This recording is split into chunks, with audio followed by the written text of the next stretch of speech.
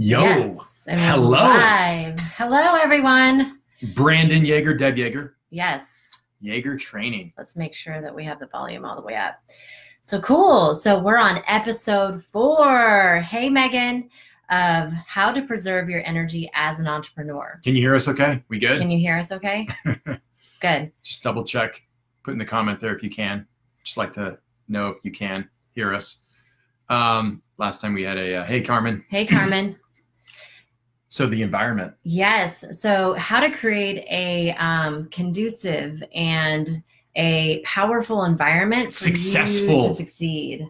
Very successful environment. So we already talked about last Monday, we talked about the morning ritual and how that gets your mental status and it gets your internal environment revved up for you to be successful. The thing is that even if you have all this going on inside, you're totally congruent, you're taking action, and you have good belief systems about— You're making calls, you're taking action, you're making sales. We've had people that go right back into their old environment. Yes. Exactly the same people, same way of thinking. And guess what happens? Eventually they slip back into that same way of thinking. We see this all the time in our training. People have huge transformations. Huge breakthroughs. They let go of limiting beliefs. They get totally integrated. They are totally confident. They have the skill set now to go out and create everything that they want. And then they go back. But what's the problem? The problem is crabs. You got crabs? Anybody have crabs? Crabs in the bucket. They pull us back down into our environment. Here's the thing. All this work that we do is fantastic. The most important thing you can do that one could do when they go back home is completely transform their environment. How can they make those subtle changes or massive changes to absolutely change how they think, what they're doing, what they see? Maybe it's moving the furniture around in your house. Maybe it's, finding new friends, whatever it is. There's so much to environment that most people, it's too comfortable. Let's be honest. There's comfort with environment and they don't want to change. When it comes down to it, there's a lot of people that want to change. But when it comes down to changing, it's so hard.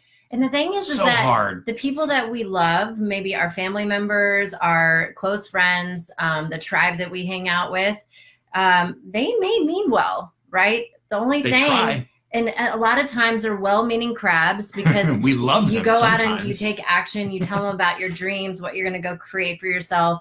A lot of times it's out of their comfort zone. It's out of their belief systems. And so they pull you back. Or it's out of your awareness and you don't even realize that people are actually pulling us back and holding us back down. Maybe we don't even realize the people that sometimes are closest to us are crabs. Yeah.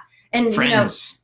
When you know somebody's being a crab is like when you say something that's you're super, pumped up about, you're going to go and create something. Maybe you left your corporate job, right? And you jumped into entrepreneurship and then mom and dad's like, what are you doing? Why would you do that? You left safety. You leave you left security. Benefits? Why would you do that? Or you leave a relationship because you know internally that it's not healthy for you. And then your friends and family are like, well, I mean, you guys have been together for 8 years. I mean, you have kids. Like, what are you going to do? I mean, why would you walk away from that relationship, even though clearly you know internally that it's literally killing you inside because it's not the right relationship and it's not conducive for who you want to be.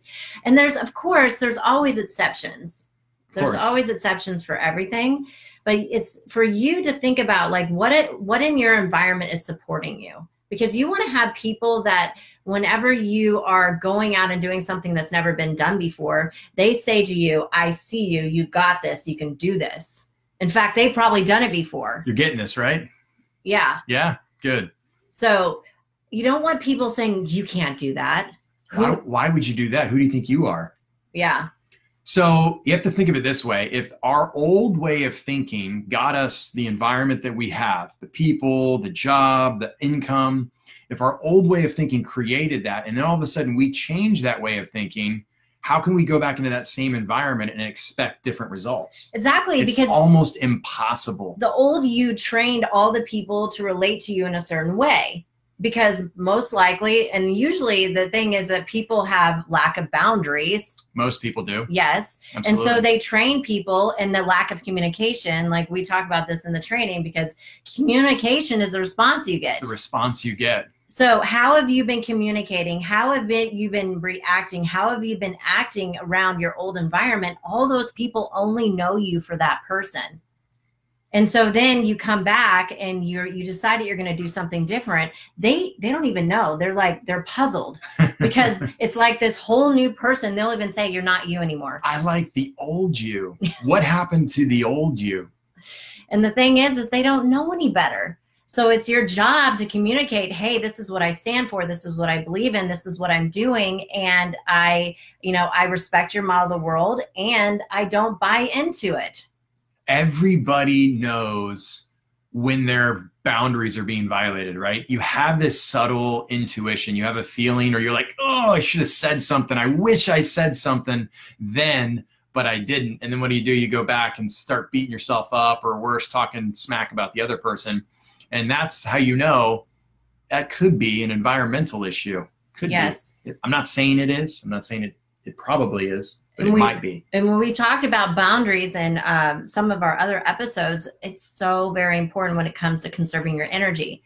The thing is it's almost like you're building this beautiful sandcastle, right? But you're doing it right where the waves crash. Yep, right on the beach, right in front of the waves. It doesn't work. Yep. Because it takes a tremendous amount of energy to do and create something that you've never done before. Did you guys know that there are vampires out there? There are vampires out there that will suck the life out of you. And they don't mean to do it. They don't even know. Some people don't even know they do it.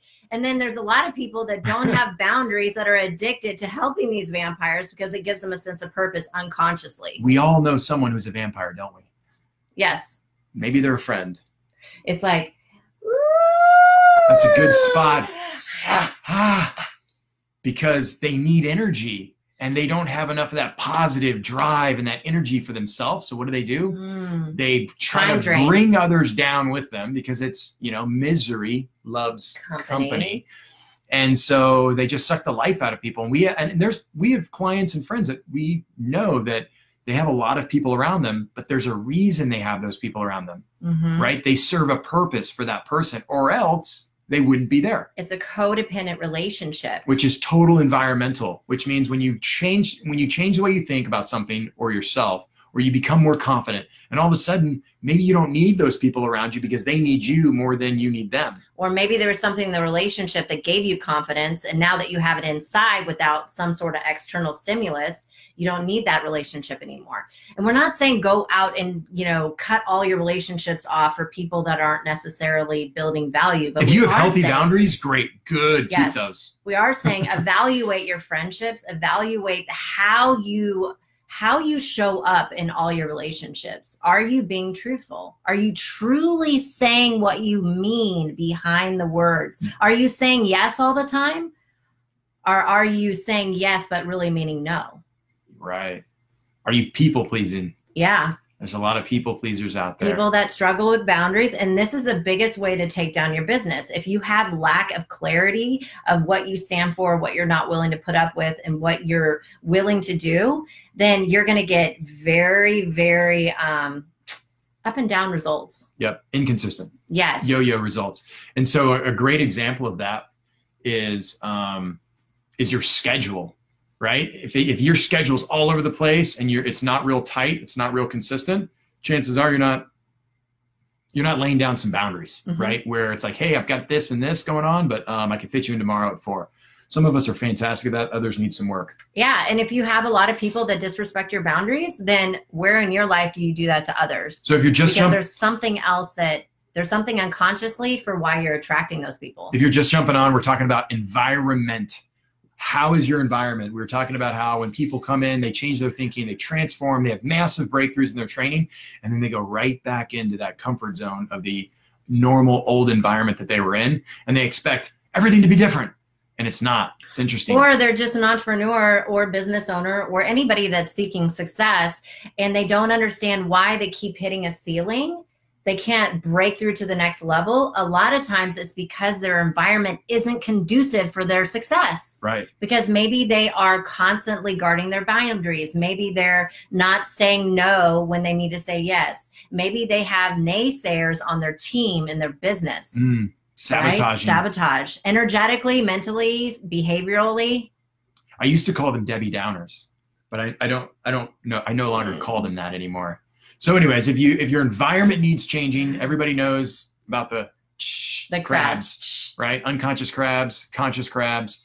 And if we don't know about it, maybe we should get more conscious of that. That's an area of growth for a lot of people. We had this conversation come up a couple times with clients recently, and they're like, yeah, I don't know why he or she isn't doing this. Like, I'm breaking through. And so here's the thing. If you want to become more successful, make more money, chances are we need to hang around some people already doing that to model their excellence, model what somebody else is doing.